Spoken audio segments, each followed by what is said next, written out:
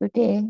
My name is Rosa Falerina. I'm the otorhinolaryngologist from Surabaya, Indonesia, and today I would like to present about vestibular examination in children with sensory neural hearing loss, why it is so important. This is my CV.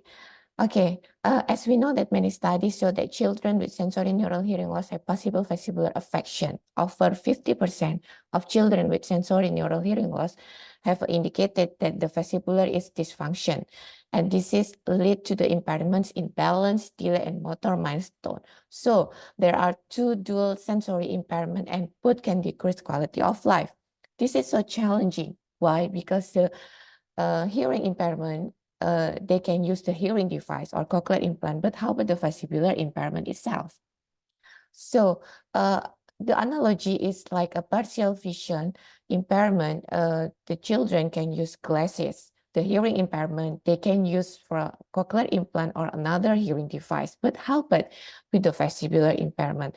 There's two different opinion. Kasin et al. 2018 said that after CI, there will be a dizziness, but Migliaccio et al. 2005 said that it will be increase better with the cochlear implant in sensory neural hearing loss children.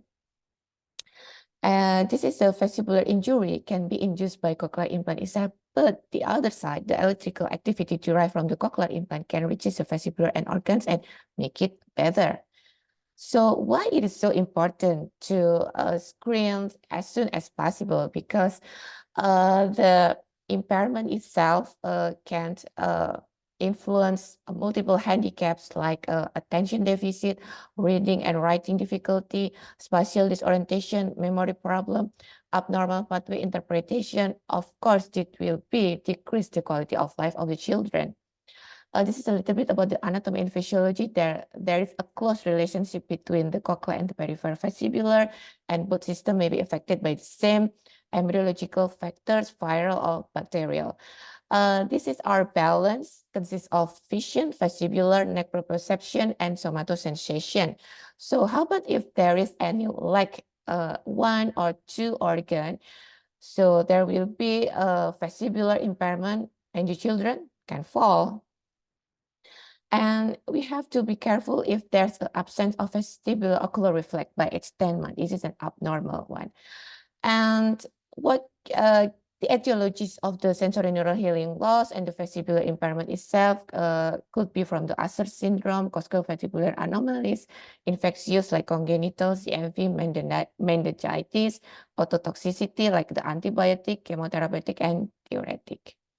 So we can do the examination of vestibular based on age, like a milestone. We can see the VOR, the vestibular testing, and vestibular and organ testing.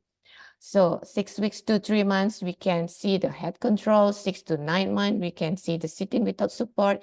And 12 until 15 months, is there the children can walk or not. So we have to be careful if the children difficulty in walking 18 to 24 months. This is a sign of bilateral vestibular loss.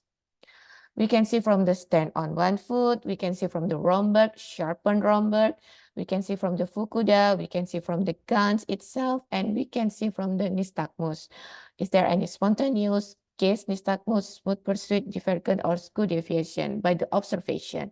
And we can see from the dynamic visual acuity, and had impulse test, the examination, the bedside examination for vestibular impairment.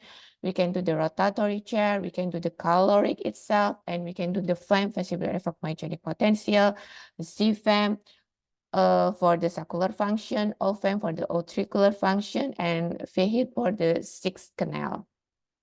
Okay, this is for the VHD itself.